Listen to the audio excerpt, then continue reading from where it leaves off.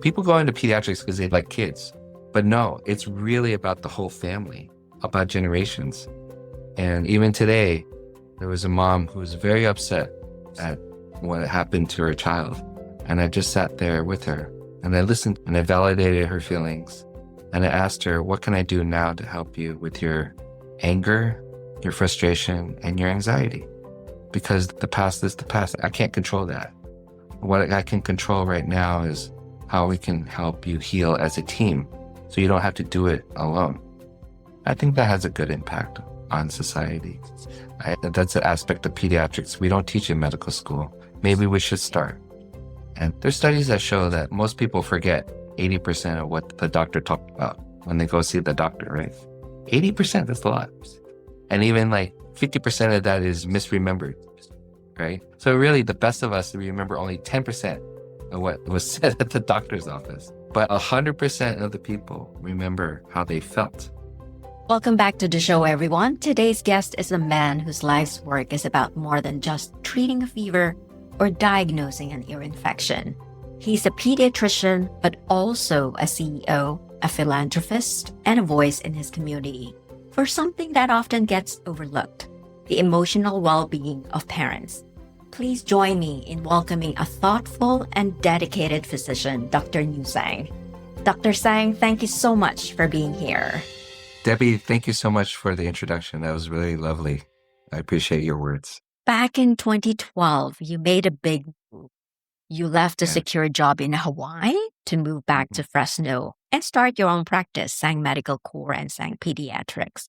What was at stake for you personally and professionally when you made that leap? And what would you have lost if you just stayed put? I practiced for 5 years on Kauai as a pediatrician, general pediatrician. And on Kauai, there are not that many doctors. And on Kauai also, we talk about how there are more cars than there are people because the tourists come in and they rent the cars. And there's only 60,000 people on the island, but there could be 100,000 at any time. So on Kauai, we were very happy. The people are wonderful. When I go to Kauai, even now, I can go to Costco and say hi to everybody because everybody knows who I am. Because there's only like 5, 6, 7 doctors at any one time on the island who are pediatricians. So everybody kind of has families and knows who you are. So I lost a lot, actually, moving away from Kauai and to Fresno because I lost that sense of community. Even now, I go to Honolulu where I trained as a doctor, and it's like a family reunion. I see everybody I trained with. And so the community is very tight. It's an island. But I moved home because I wanted to be with my family. My mom and dad have lived in Fresno since 1985. Although I founded Sang Medical Corp and Sang Pediatrics in 2012, my mom is the original Dr. Sang. She moved to Fresno in 1985 and has set up shop as a solo pediatrician, entrepreneur since then. And so when I moved home, I could practice with my mom.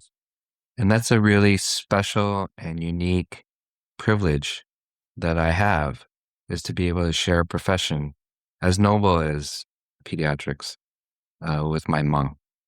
So I gained a lot. Although I lost Hawaii, I lost that sense of community. I lost leaving my door unlocked.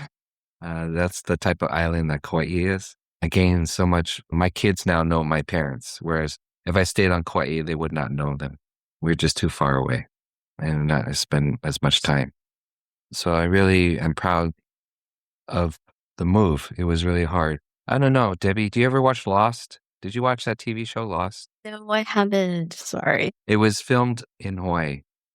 And it was filmed during the time that we were there as young doctors, as residents. And there was this one episode where one of the main characters was lamenting moving back to the mainland and saying, "We have to go back, Kate. We have to go back." I felt that way every day for a year after leaving Hawaii. We have to go back. But, I go back at least once a year to the islands and I reconnect to the earth and the people and the culture. And that helps soothe me. I guess the trade-off of being closer to family is immeasurably priceless. Yeah. We're only here for a limited time. There's only, Totally. my children are only going to be this young once. Actually, the oldest when we moved was 12, and she's 26 now. She's in medical school. And it's like, wow, she goes to medical school nearby. So we were very fortunate to have her around. She picked me up from the airport yesterday. I think it's really great to have family. We only have one family. And if I could make those decisions to allow us to be closer to each other, I don't think I'll ever look back with regret. As a founder and CEO, owner of Sign Medical Corp for over 12 years now, you're responsible not just for patient outcomes, but also for your employees' paycheck. When your own name is literally on the door, how does that change the weight of your decisions, especially when things get tough? I'm so fortunate to have been a physician before I was CEO. I remember the day I became a real doctor, where I'm in the hospital and my decision can kill somebody. If you put the decimal point on the wrong place and you give 50 milligrams instead of 5, you just killed somebody, because those babies are very small and they rely on us to do the math 100%. And so the awesome responsibility of being a physician in charge of somebody's life, and also the lives of the families, because those families rely on us to make good decisions, to make sound decisions. You can't measure it. Then transitioning to become an owner, founder, CEO, and trying to make decisions of what's best for each individual, and also the practice itself and the business, and trying to balance all that with other people's demands and needs and wants. It's very important for me to make these decisions from a good place, right? Not from some sort of anxious place or anger. Whenever I make a decision that's based on anxiety or anger, I always make the wrong one. So I was like, oh, okay, I should make the opposite decision. Then you have to be aware of yourself at that point. Right? So in this journey that we're going to talk about on the podcast, I'm not a perfect person. I had to go through that journey and make mistakes, trial and error, and improve and self-reflect, and really think about the decisions I've made for good, for better or worse, but always try your best and always learn from your mistakes. I think that's really important for the viewers and the listeners to hear, because as doctors, some people still think we're all gods, which life would be easier if we were still all gods, but we're all people, and we're all flawed, we're all human, and we're doing the best we can. Yeah, at all times.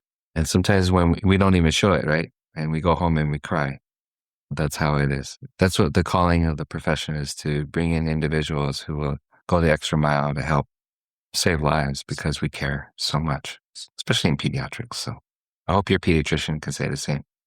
I remember when I was growing up, I had my pediatrician all the way until I was like 12 years old, because pediatricians become like part of the family, So when you're caring for generations of the same family as a pediatrician, you're treating kids whose parents and even grandparents you also cared for. How does that trust across generation change the way you make decisions in the exam room? It's really all inspiring. My mom's been a pediatrician since I've been born.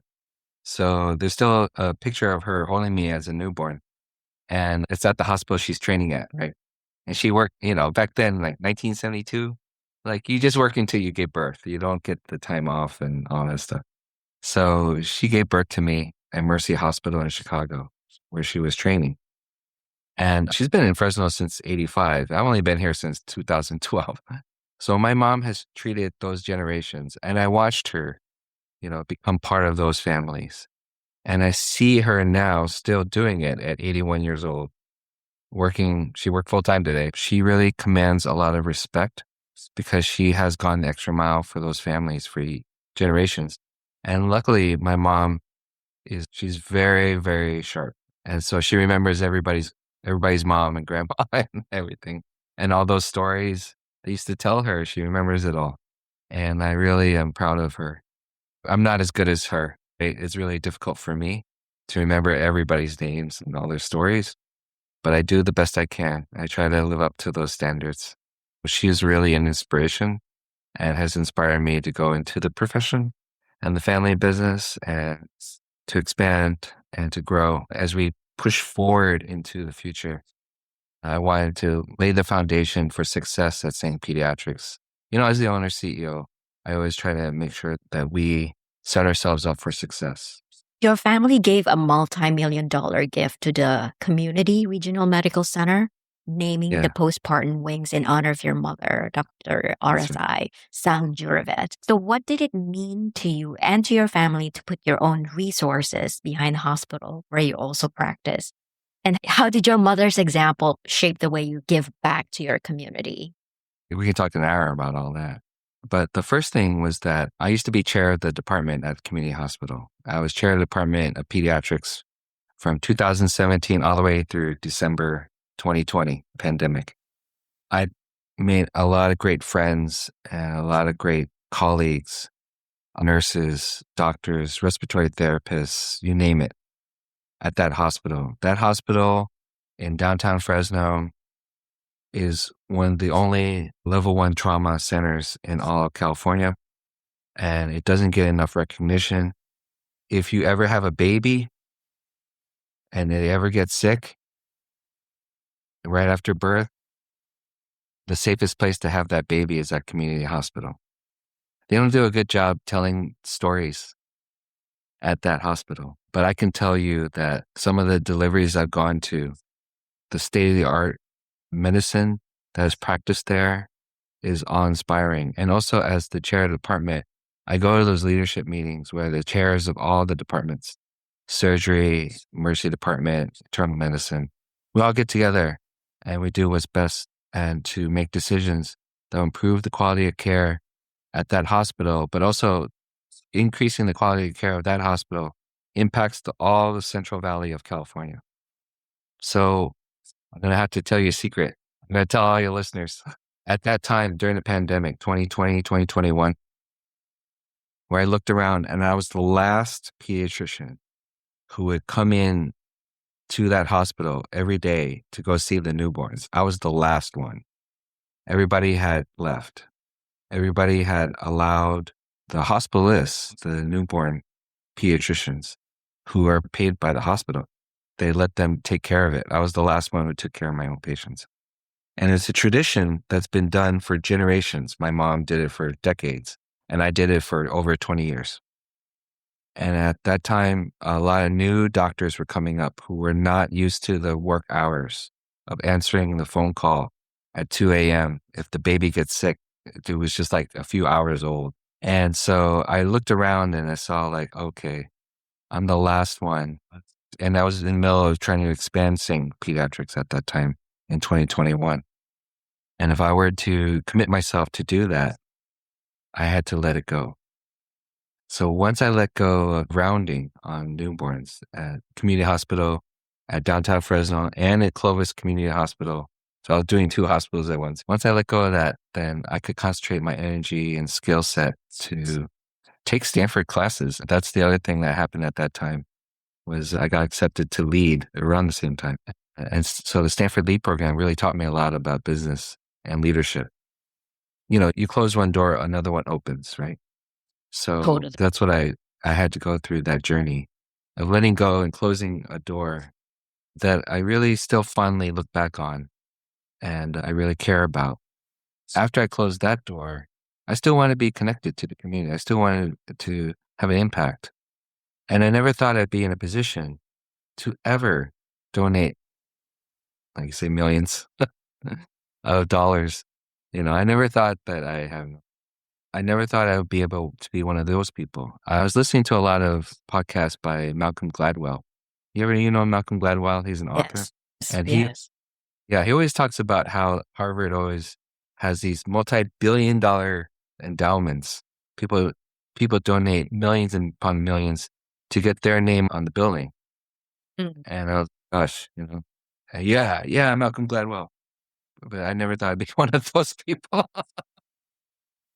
But it was important. That money goes to help hundreds of thousands of people. Not only just the moms, it's the postpartum wing. So After you give birth, you got to go recover. Onto sang postpartum maternal newborn care, and at that point, we wanted to have the facilities to help them heal from the birth and also for the baby to get the care and bond with the family.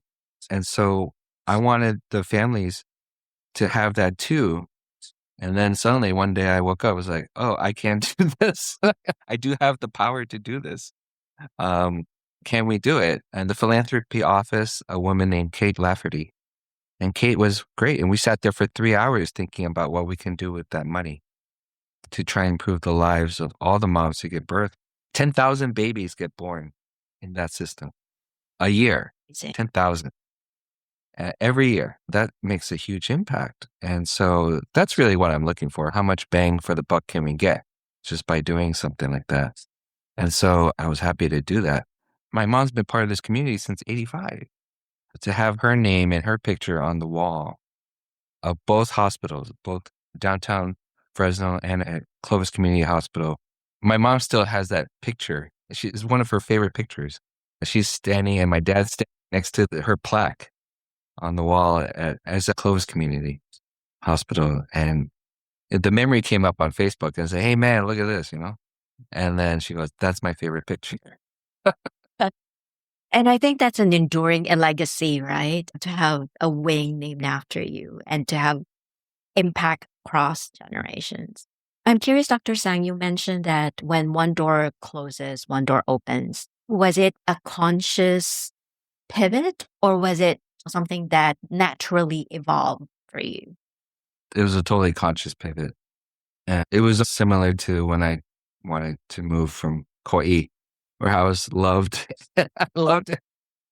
Go to Fresno. It was a conscious decision. It was really something where I know that I only have this much energy. I had 24 hours in one day. And how do I spend those 24 hours is very important, not just for me, but my employees, my patients, my family. I want to be there for my patients, my family, my employees. I want to be there for them 100%. And I don't know if I could do that if I were still rounding. So, and then I went into Stanford. And then I was like, okay, how do I do this? And then I had 2 clinics and now I had 3 clinics. And it's like, okay, how do I balance everything? That's a good problem to have, right, Debbie? It is. You've grown so much in terms of the business. Dr. Sang, you've gone on TV to talk about public health issues like addressing concerns about Tylenol and autism, and also helping parents know when to worry about a fever. As a doctor with skin in the game, what responsibility do you feel to speak up against misinformation, even when taking a public stance could impact your practice? Another thing I'm admit on the show, Debbie, I don't really talk about. It's scary, to go up against misinformation. When I wear this white coat, I'm the institution, right? So I'm the establishment. So it's easy for other people to be anti-establishment. No, you don't know what you're talking about. You just yell. And those people who yell are very loud. They try to puff up their chest and be scary. I have a degree in biochemistry from UCLA. I also have a degree in public health, specializing in epidemiology from UCLA. I have a medical degree from the Royal College of Surgeons in Ireland. I interned at the World Health Organization in Switzerland. And I went to a Clovis Unified School District board meeting. And man, oh man, it was not respectful.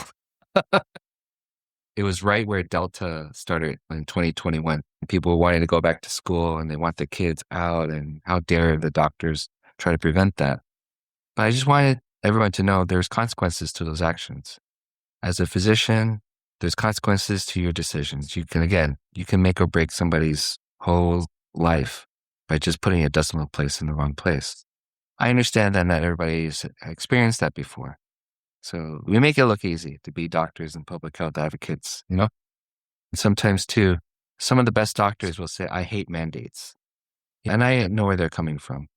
If we all took on ownership and responsibility, not just for ourselves, but our fellow people, our community, we wouldn't have to have mandates. And so we had to have something like that temporarily. Now, some people didn't feel like it was going to be temporary to have mask mandates or vaccine mandates. They felt oppressed because they didn't have a choice. But at the same time, it saved many, many lives. And I hope everybody can reflect now, 5, 6 years later, and appreciate all the efforts that public health advocates did for them. But the fight never stops. It actually got worse. People became more anti-vax. People got more angry at the establishment. People felt like I didn't know what I was talking about. That got more and more like prevalent. So I just have to meet them for where they are. They're probably coming from fear and anxiety. And a lot of anti-vaxxers, again, when you study it and you understand it and you live it like I do, you know that they just love their child and they don't want to just give them something that they may feel may hurt them. It's my job to kind of help them with their fear, right? With their anxiety and their love, to ensure that they know that when I'm advocating for them, it's the best thing for their child. I put spinal taps in babies. It's not pleasant, you know? It's not okay. I've put in the IV line into the umbilical cord of a newborn, just like 5 minutes old. That's what we do. Okay. You got to resuscitate that baby. Resuscitation is a skill I'm never going to give. I keep researching that neonatal resuscitation program. I still do it. Again, I can still feel putting in the intubation tube. I can still feel putting in the umbilical line. I can still feel putting in an IV into the hand of a sick baby and feeling it go in and getting that blood in and drawing the blood out and putting the IV fluids through. It's a special feeling. You never kind of lose it. I hope I never lose it as a doctor. Maybe it's such a tiny thing, and to visualize what you're doing in terms of, health and care, it's like, wow, it's amazing. Oh, thank you. It took a lot of training and development and skill. I needed to do it over and over again. So that's why when I moved to Fresno, I worked in the NICU every weekend or every other weekend to help out. I wanted to put myself in a position to succeed. So I continued to work hard and hone those skills. I think what's rare about you, Dr. Sang, is that you go beyond traditional pediatrics. You've spoken in the media about parental anxiety, perfectionism, self-forgiveness. What was the turning point when you realized that treating a child's physical health just wasn't enough if the parent was overwhelmed, anxious, or struggling with guilt? Gosh, Debbie, you're gonna pull all this out of me, like this podcast. Something else I don't talk about. When I was younger, I didn't have the capacity to do that. I was more concerned about getting the diagnosis right. I was more concerned of whether I was giving the right antibiotic. I was concerned about putting the decimal place in the right place. So I was consumed with that without having as much capacity to express empathy for those patients. I've been lucky though. Like, some of the patients are amazing and they've given me grace too. I've been in those NICUs where the babies shouldn't be alive because the babies are extremely sick and on the verge of death. But those patients are inspiring too. You find inspiration in many, many people. And something I learned was that those babies were meant to be with those parents. There's a reason. And so when it came time to actually shift my focus to the parents, it was when I was getting it was like November, December 24. I was getting all these 1-star reviews. All these people were attacking me. And I think that they were struggling with their mental health. I felt like, oh, we're over the pandemic. Why are you still going through it? They were still impacted by the stress and the anxiety that occurred not that long ago. They didn't have the skills or the capacity to heal from those wounds. And they're having young babies and they weren't sleeping that well. And they were struggling also with congenital diseases that I don't want to get into too much, but those babies were sick. And I had to tell them yes or no. And then when I tell them no, right? Because the parents always ask I could have been kinder. But at that point in 24, I wasn't as kind. So I had to go through my journey and realize, like, okay, they're struggling with anxiety and I wasn't addressing it. And so I had to do better. Well, that's what the 1-star reviews were telling me. The universe was telling me I had to do better. So I went on that journey where I was on TV a lot. I made it a mission to talk about parental anxiety for a whole year. I knew that one day I was going to write a book about it because every month I put in a lot of work to make sure I was A, what I was teaching was correct, B, make sure that there's medical evidence about it, and then C, that I was getting the practice of talking about it, right? And I found that when I was talking about it on TV, I started incorporating it into my own daily life and my practice. So the things that you talk about, whether it's letting go of perfectionism, oh my God, I am a perfectionist as a doctor. Again, I do everything precise by the book, but I'm not always perfect in my daily life. So if I'm late 5 minutes, I hope my daughter can forgive me. And the power of forgiveness, and I forgive her for making me late for 5 minutes. It goes back and forth. But at the same time, it allows us to be perfect in other avenues where it's really important. So I do think that it was a great journey for me to be able to put it all together. And then I went to Stanford and did that talk. And thank you, Debbie, for helping facilitate, allowing me to speak as an organizer. It allowed me to speak to the audience. And I got a lot out of that too, where I got to speak to a lot of Stanford leaders. And they gave, just by, them listening to me, it really inspired me to finish my book. So I sat there and typed all weekend after the Me Too Week conference. And I came up with the book and I published it just a few weeks ago. I think your book is definitely helpful. Your talk specifically, when I first heard it, I thought it was really resonating, not just for parents, but also for leaders in Stanford. So good work. Putting down your anxiety, because, I have it too. As a small business owner, I ask a lot of other owners, like, how do you handle your anxiety? I always feel like I'm going to go broke, Every 2 weeks, I got to pay my employees. That's a lot of money. Doctors and nurses are expensive. And I want to lift their standards of living. There's a lot of inflation and whatnot. So I have to keep up with the times and make sure that they have a good quality of life. I'm always trying to help people. And so this was just another way of helping people. And in Stanford, the leaders who were in that room were really inspiring. So again, thank you. Let's talk about your book, Relieving Parental Anxiety, Perspectives from a Pediatrician. Give us an insight into the spark and what's the objective of the book for the people who are reading it. What do you want as an outcome? When I got those 1-star reviews that I alluded to before, I sat down after being hurt and heartbroken and reading some of the personal attacks on me, whether it was true or not true. I was just like, okay, fine. But I was like, how am I going to turn lemons into lemonade? And how am I going to make an impact on people? How are we going to make the world a better place?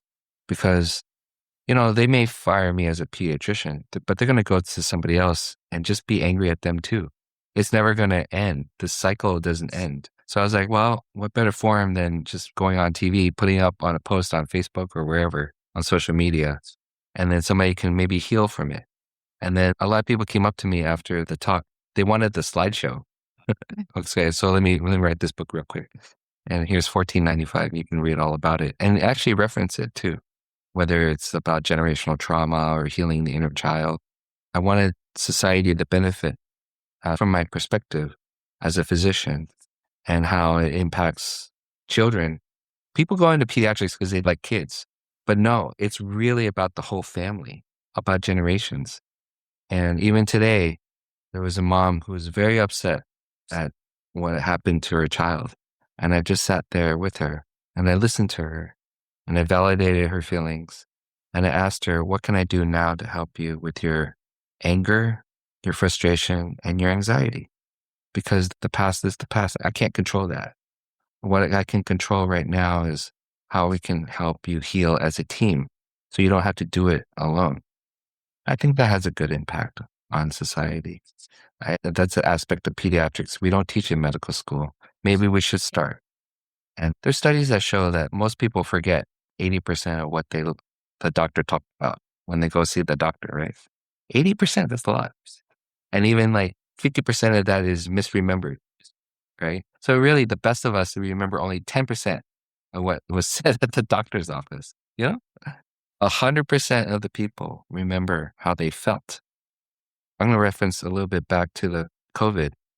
Here in the United States, we were giving to old people, so 75 years old and up, and frontline workers. And I was like the third person to give COVID shots in all of Fresno. How come New Saying Pediatrician is giving it to 85-year-old grandmas, great grandmas? But I thought it was important to get us over the pandemic and get back to regular life. It was important to get the protection that the vaccines offered.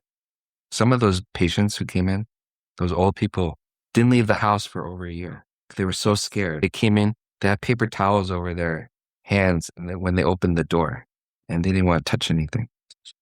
I was like, oh my gosh. And here I am, Dr. New Saying, pediatrician. I had to comfort all those old people. It was an experience that really connected me to humanity. And part of what I'm doing now, the work, is an extension of that time period where I really learned that being a doctor isn't just about, did you get the antibiotic right? Being a doctor is about, did you heal that patient emotionally as well as physically? So I'm glad to be more of a holistic approach as I get grayer and I start losing my hair. You talked earlier about the inner child healing, how generational trauma get passed down to children. What made you realize that to truly heal children, you need sometimes to help parents heal their own childhood pain first? Yeah. Could you also tell us a story where a parent's unresolved trauma directly affected their child's health or behavior? I don't want to speak too much about my patients because I don't want to violate their privacy, but I can speak about myself and my family. And so for me, one time, Debbie, you eat a lot of bread. I do love bread. You eat a lot of bread. When there's mold on it, do you throw it away? I do, definitely. Oh, okay. You definitely throw it away. Okay. Yeah, I don't. I toast it and I scrape it off, eat it, you know? Okay. And so one time I found a whole loaf in the garbage. And I was like, who did this? Who dared throw this whole loaf of bread away? Well, it was my wife. Why did you do that? Because there's mold on it. Yeah, I was just like, but there's just a little bit. Yeah, but once it's mold, then it's bad. But you just have to toast it and scrape it off. How wrong I was. And I was like upset at my wife for throwing away moldy bread. I was like, why am I doing this? Why is New Saying being mad at his wife? And it was because of generational trauma. It was because of my parents grew up poor. It's because every grain of rice was precious. It's because my mom came to this country with one suitcase. It was because my dad had to live underneath the stadium in LSU, the football stadium, because that was the cheapest place to live in all of Louisiana. And on Saturdays when they played the football game, he had to move out because the stadium would be full of people because we built the practice from 0 patients in 1985. It was because of my dad's dad and his mom moving from China to Thailand with nothing as well. It was got nothing, And then my mom, who lost her mother when she was very little and being raised by her siblings and how that affected her. All that trauma, it builds up and can get passed down. And so I was afraid of going broke forever. I asked all those small business owners, how do you deal with it? And also going through the physiology of it, the understanding of the physiology as a doctor. I learned about neuropsych, but am I applying it? So it's just an application of knowledge, knowing that your thinking brain up here in your prefrontal cortex is a lot different than your hindbrain in your amygdala. And that stores all the memories and the fears. All the anxiety is stored back there. When that one goes online, this one goes offline. So how do we reboot this part of our brain? And going through that journey, not just for myself, but all my patients, And so it's a great, is it really a superpower? What do you think, Debbie? Is it a superpower or is it just just not? I think it's an awareness. Like you, I grew up in a household where my parents are quite frugal and you don't leave the table until your plate is clean. Yeah. Same. You better You better clean that You plate. better, exactly. You don't waste Yeah. the food. And young So, new saying, I remember 5, 10, 12 years old. I was the one cleaning everybody else's plate, making sure everybody else was, taken care of, right? And making sure that we didn't waste any food. That was me. That was my job. Yeah. But, I kind of let that go. let's talk about a topic that you mentioned earlier, the perfectionism and how Mm, it drives anxiety in kids. I'll give you an example. In Singapore, parents look at kids as their own reflections. They want their kids to do well in school, and mhm. they're enrolling their kids to review centers just to make sure that they hit the top notch. You shared science-backed strategies to help parents break that cycle. So as a father of three girls yourself, how do you navigate the tension between your professional expertise and your own real-life challenges as a dad?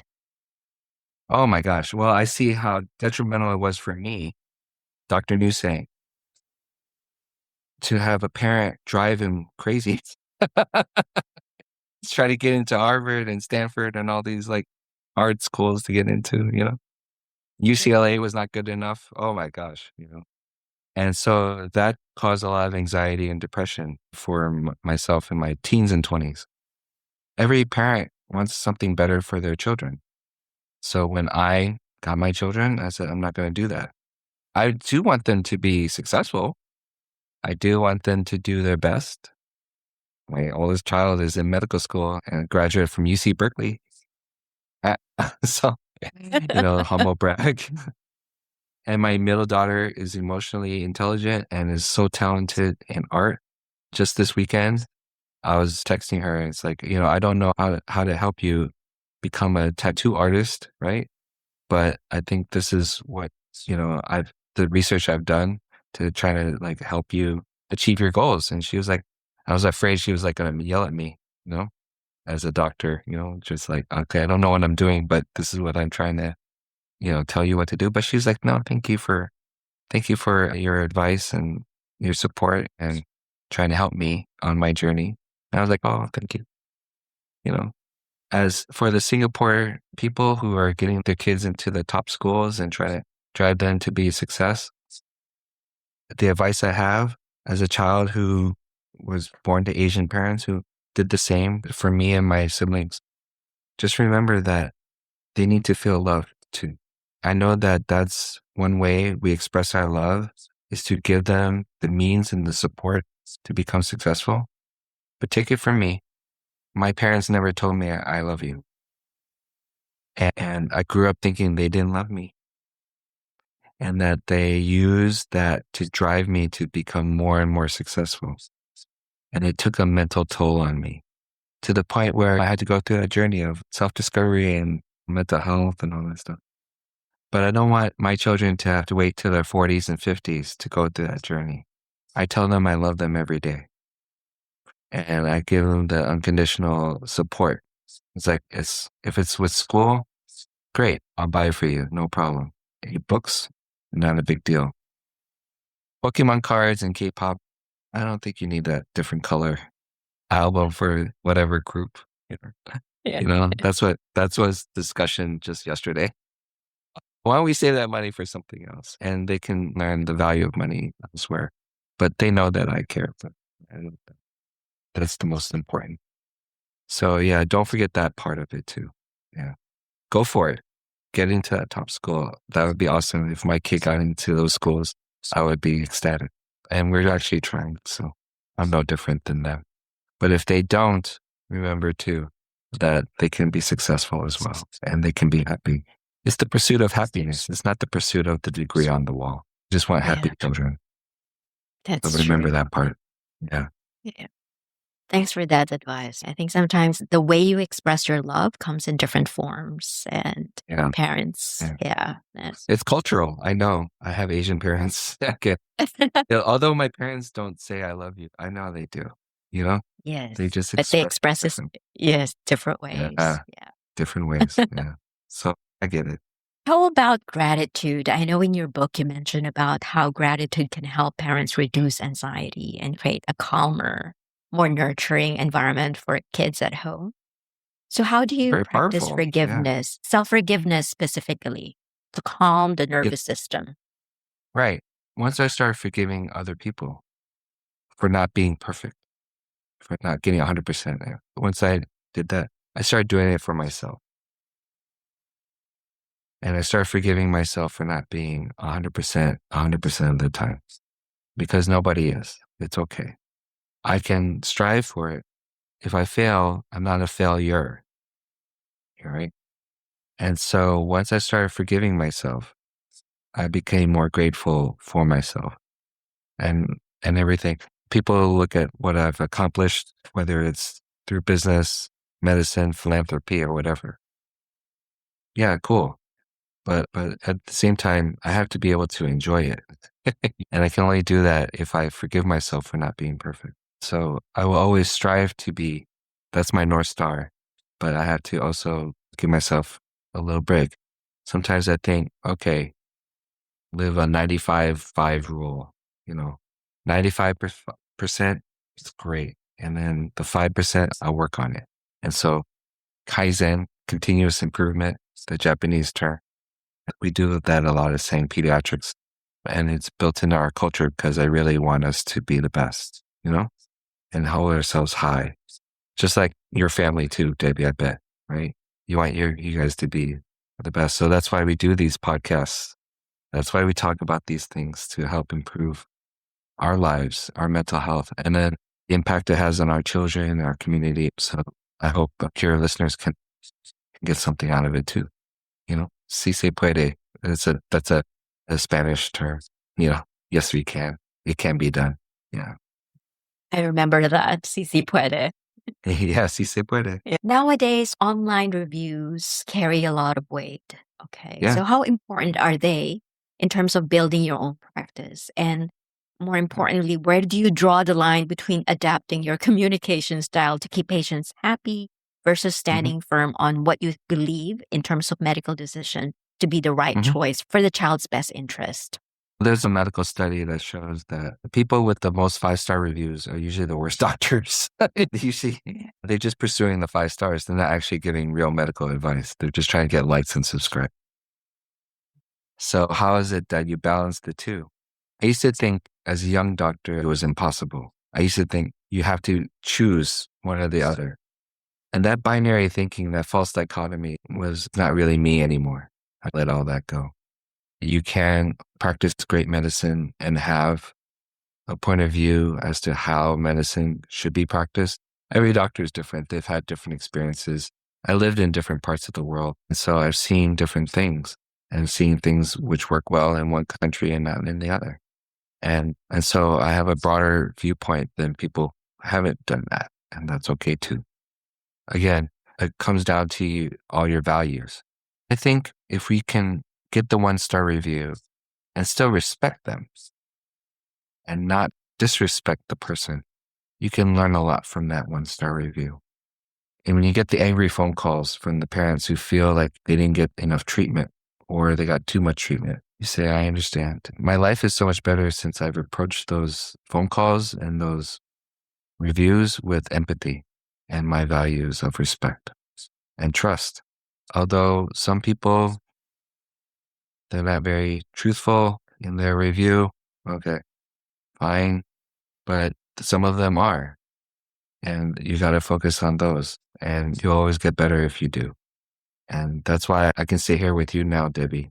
Because if I continue down that path of being dismissive, like, they don't know what they're talking about or something like that, I don't think my mental health would be as good running 3 practices, 3 locations, and then doing the Stanford and all this stuff and writing the books and whatever. I don't think I would have that capacity. But luckily, I've done the work and I have. So here we are.